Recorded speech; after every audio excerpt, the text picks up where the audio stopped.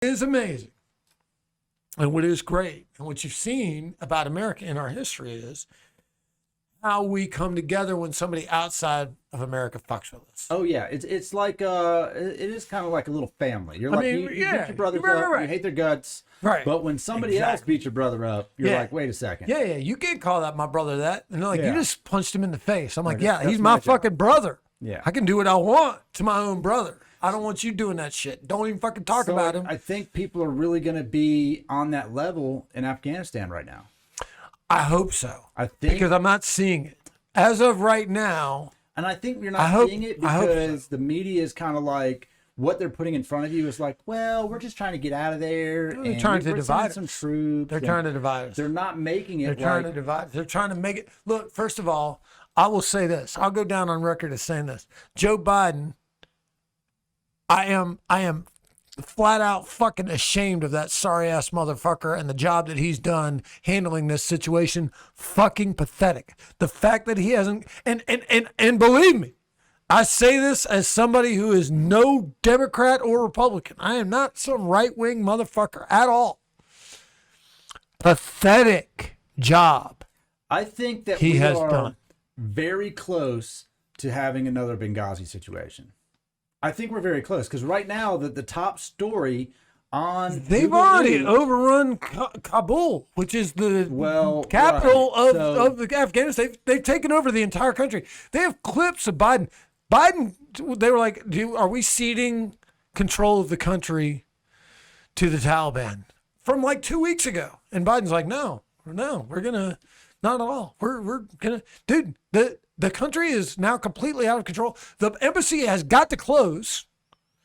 They're getting everybody out there. They've now sent 6,000 troops. That's more than we pulled out with. Didn't I say the withdrawal was withdrawal of 2,500 troops. We now have sent 6,000 troops to get the people out of there safely that we need to get out of there. That is Taliban historically inept. And for him, as the president of the United States, not to be going on television and communicating to us as Americans about A, what is happening, and B, what is his fucking plan to smooth this situation over as much as possible is inexcusable. Inexcusable. I don't care who you are. I don't care if you're a Democrat. I don't care if there's no defending his lack of communication with the American people. There's nothing you can tell me that can justify. People are dying. People are being fucking murdered right this minute in a place that we controlled a week ago. Right. A week ago. We had control and the ineptitude of the effort to train the fucking army that we spent all that time and all that money. A long time. And we equipped them.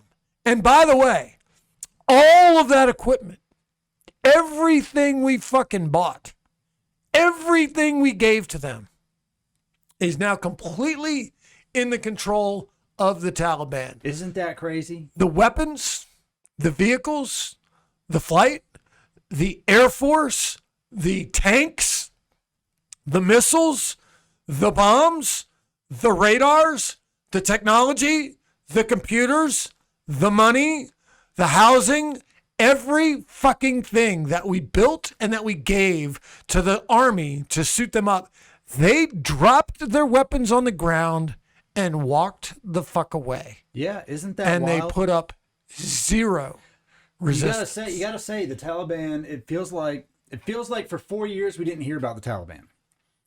Like Trump was like, nope, we got rid of, what was the who was before who was Trump fighting? I don't even remember. ISIS. Yeah, ISIS. So Trump eliminates ISIS from our radar of things to do for the most part. They cracked down on it. They stopped talking about it. They took their caliphate away. Yeah, they went down the top and they were like, let's just go find the top guys and we'll just erase them from Earth. And they did a lot of that. And then the Taliban wasn't even like on anyone's radar. No, Biden's been up here. In most people's minds, the Taliban was defeated. Gone. Gone from everything. Right. Here we are in August. He's been president for almost exactly 7 months. So 6 months and like 25 days. And now the Taliban have come back out of, as far as I'm concerned, out of thin air for us. Well, all right. On our end, they just were not a presence that we even talked about. And they've come out and they've taken over Afghanistan. There is an article right here that said, right there, that the president fled country. It's gone. So the Taliban seizes power in Afghanistan. And you're right. We don't even stop to think about everything that we left there is now there. Everything. So they just waited it out. Yeah. And Biden. And now they have all of our shit. Yeah. There is a good chance that our soldiers are going to get shot and fucking killed with weapons that we fucking gave to the enemy. Not just a good chance, a 100% chance. Oh, yeah. It will happen. They didn't pick the weapons up for nothing. They didn't take this city over for nothing. And let me assure you, they don't give a fuck. They're not. See, let me explain at least what I think. They don't care about you can't intimidate somebody who's not afraid to die. That's true. If you're in Afghanistan, you're living a life that is worse than death. There is probably nothing worse for those human beings than waking up and still being alive. It's not a bad statement. And they're like, fuck, I want to go to this amazing land that my religion teaches me exists, where I'm going to get all these amazing things. My life is going to be, and I'll get to go there and be released from this hell when I go. And we think that being alive is the greatest thing in the world. We're like, it's fair. We spare life. We're like, we got to keep you alive. We will keep you alive. We will keep you alive if there's barely enough human in you to assemble you into a package. We're like, keep him alive. Right. Keep him alive. He's got nothing, but we'll keep him alive. We'll plug you into something in the wall. We'll put a iron lung. You'll be in a coma for 30 fucking years. There'll be people sitting right next to your bed. Yeah. Be alive. He's still alive. He can come back. They don't give a fuck. They'd rather be dead. They would rather be dead. So there's no threat to them. Right. They don't give a fuck. What's going to be even more interesting, I think, this go around is that we're going to see firsthand online what's happening over there by the soldiers who are there. I see TikToks, YouTube videos, handheld phone videos. Absolutely. These soldiers, they're like, a whole different generation. Whole different generation. Watch this. I was watching this clip. It was a bunch of clips stringed together. Marcus Luttrell telling his lone survivor story, and I've heard the story probably 2 other times that he's told it on different shows. And this was more like a TED Talk kind of platform that he was talking about. And I was laughing because he's telling, obviously he had a pretty bad day. He had been shot, beat up, fallen down. He's paralyzed, whatever. And he was sitting there. He says he had fallen down this other cliff, and the guy's he's like, I saw the spotter, I saw the gun. He had a silver AK, and it glistened. And he couldn't walk, so he just tucked his AK and he fired 2 shots off, miss, and the third shot hit him in the gut. He's like, then I saw the 2 other ones coming down. They were on my ridge line on the rock face, and he's like, and I shot them in the back, which normally you don't shoot people in the back, but I was having a pretty bad day, so fuck them. I was like, dude. Well, I mean, they're trying to murder you. Right, You've been shot 3 times. Right. Broken your back, your neck. Yeah, you're laying there. You're like, these are the final moments of my life. He was like, I'm gonna throw myself off this cliff, and I'm gonna break my neck and die. He's like, I broke my neck, but I didn't die, so that didn't go as planned. Well, but there's gonna be. I mean, this isn't. First of all, this isn't over. The 6,000 troops, I believe, are now currently being sent over there. They have not all arrived yet. They're about to arrive. They're about to arrive into the middle of what you can only describe as the hottest of hot zones. When you go into, I was never in that level of combat in my life. But I can tell you this. just walking around with live rounds, anticipating the possibility of being shot is one thing. These motherfuckers are going in. Bullets are flying. Yeah. Bullets are flying. They're landing. There's no airport to go to. There's no safe spot. Nothing. The Taliban has now completely taken over the entire country, every part of it. So wherever they land, they're landing in Taliban area. And what we're relying on right now, this is all we're relying on, is the fact that the Taliban fears a full-level reprisal from the U.S. And what I just said is 100% dead on accurate. They don't fear death. So threats to the Taliban and to the Taliban fighters don't work. They're already in hell. Their whole lives have been lived in hell. Every minute in Afghanistan is hell. They've lived it their entire lives. And now they want to die. And there's nothing that they would rather do than die at the hands of combat fighting U.S. military. We have been inept. Is not even you cannot possibly describe how incompetent our efforts have been in the last 30 days. This is Biden's plan. Run away. This is what it says.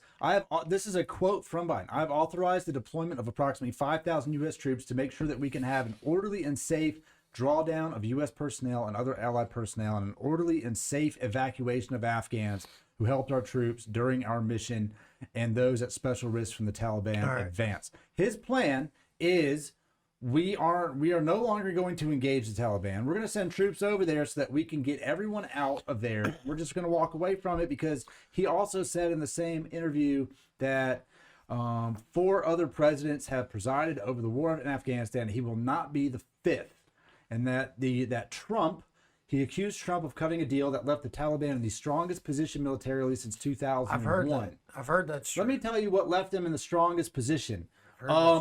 Leaving and giving them all of your shit. Fair enough. But this is what I want to look at from both, because Biden's in, but Trump said we were going to leave in May. Trump signed a deal with them to leave in May, and that was extended to September. So I'm not absolving Trump. I'm not absolving Obama. I'm not absolving Bush. None of these fucking guys. And here's the thing that really pisses me off. We went over there with a very clearly stated goal. We were going to do what? We were going to get Osama bin Laden. We got Osama bin Laden in 2011. And at the time that we got Osama bin Laden, every military expert that I listened to at the time said, we accomplished our mission. We did what we said. Let's get the fuck out of there. Do you know why we didn't leave? I'm going to tell you why we don't ever fucking do anything. I'm going to tell you why we fight these wars. I'm going to say greed.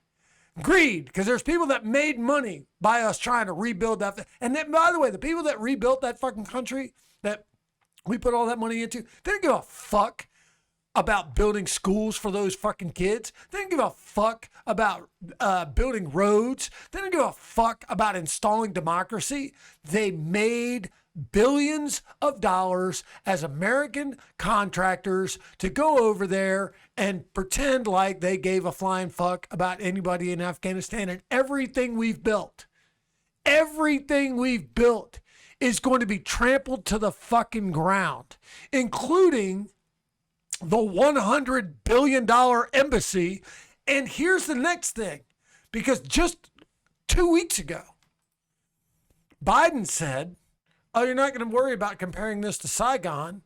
You're not going to see helicopters lifting the last few people off the roof of the embassy.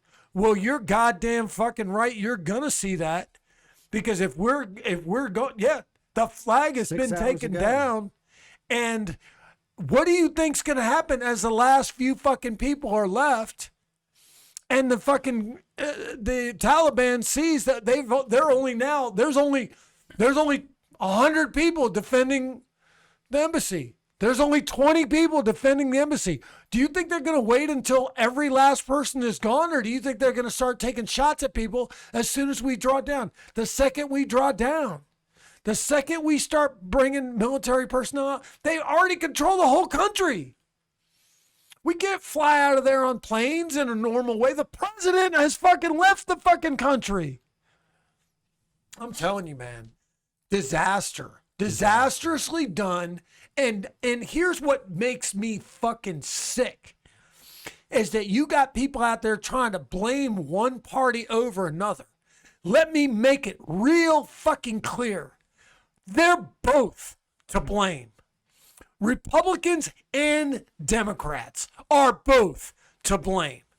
It's both of their faults. They've done a shitty job running this country, and this is the perfect fucking example of it. And I hope that the people that are listening and that are paying attention to what's happening understand that they're both doing a horrible job because neither one of them had a plan. What was the option? Stay there? Are we going to stay there now? Are we going to refight the whole fucking war? Are we going to start over from brand new with 6,000 troops over there? And we're going to have to retake the fucking Air Force bases that we abandoned a month ago?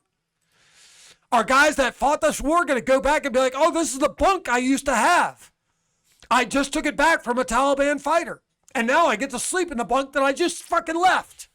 Right. Oh, these are our airplanes.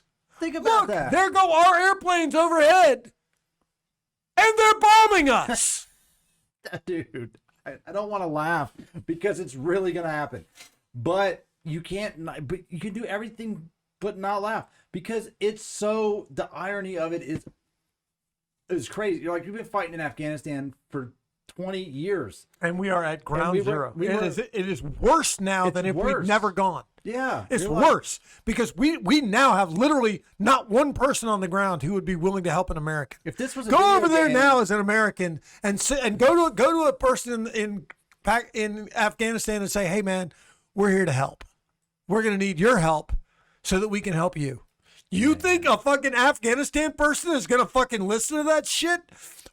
There's only one unifying thing about Afghanistan right now. They all hate Americans.